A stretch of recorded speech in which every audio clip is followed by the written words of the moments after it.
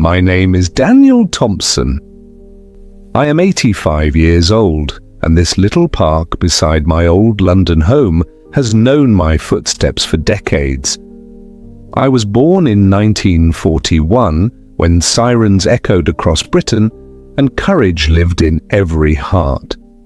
As a boy, I remember hiding during air raids, yet still believing tomorrow would be brighter. That old chair behind me has heard my stories for years. Sometimes I think it remembers more than I do.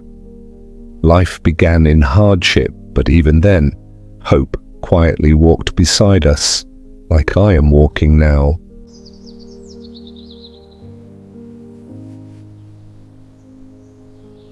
When I was a child, ration books were part of everyday life. Bread, potatoes, and simple vegetables filled our plates. Meat was a treasure. Yet somehow food tasted better because it was shared. Families gathered closely, speaking kindly, listening carefully. There were no distractions, only conversation and gratitude. We mended clothes, polished shoes, and respected what we owned. Nothing was wasted. The world felt smaller, but hearts felt larger. Even now, when I sit here, I can almost smell my mother's kitchen. It was never about abundance. It was about love served warm at the table. The culture of those days was simple and proud. Evenings meant gathering around the radio, listening carefully to voices that carried news and music into our living rooms. Later came the small black and white television, and we watched it like it was magic itself. On weekends, there was dancing, community halls alive with laughter, football in the streets, bicycles along narrow roads, neighbors greeting one another by name. Respect was natural, not taught by rules but by example. We grew up understanding responsibility early. Perhaps that is why friendships lasted a lifetime, strong and steady. And then, one summer afternoon in 1966, I met Margaret. She was standing near a flower stall, smiling as though the whole world had chosen her as its sunshine. Margaret Thompson, now 78 years old, still carries that same smile. We courted slowly, walking through these very paths, sharing stories, dreams, and shy laughter. Romance then was patience, handwritten letters, waiting at doorsteps, holding hands like it was the greatest treasure. Loving her has been the greatest chapter of my life. Even now, when she laughs, I feel like that young man again.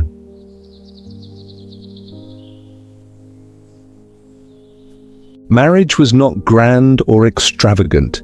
It was steady. We built our home step by step, saving carefully, repairing things ourselves. Margaret planted flowers along the front path. I painted fences and fixed the roof more times than I can count. We raised children with firm guidance and gentle words. Sundays were for roasts and family visits. Arguments were quiet, forgiveness quicker. We never chased wealth, we chased peace. Standing here, holding this chair, I realized that happiness was never loud. It lived in small routines, shared cups of tea, and knowing someone waits for you inside. Time moves faster now. The world is louder, brighter, always rushing somewhere. Sometimes I miss the slower rhythm of yesterday, when evenings were for conversation, not screens. Yet I do not complain. Every era carries its beauty. I have seen history change, cities grow, and technology transform lives. But the heart remains the same. People still seek love, belonging, and purpose. I suppose that never changes. When I look at my hands, worn by years of work, I feel grateful. These hands built a life, held my children, and still reach for Margaret's every day. This old chair has become my quiet companion. I sit here most afternoons, remembering laughter echoing from inside the house. Sometimes Margaret joins me with tea and our cat curls near our feet. We speak about small things.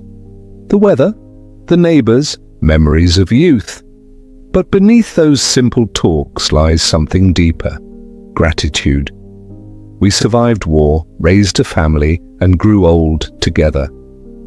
Not everyone is given that blessing.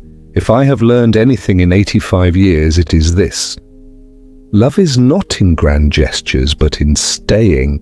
As I stand here today, I realize life is a collection of quiet moments stitched together by time. From wartime childhood to peaceful evenings beside the woman I love, every chapter has shaped me. I am Daniel Thompson, 85 years old, and I am grateful. In our next story, Margaret will sit beside me and tell you how she saw those same years through her eyes, perhaps with a little more romance than I dared to admit. Until then, remember to cherish the ordinary days. They become the memories that matter most.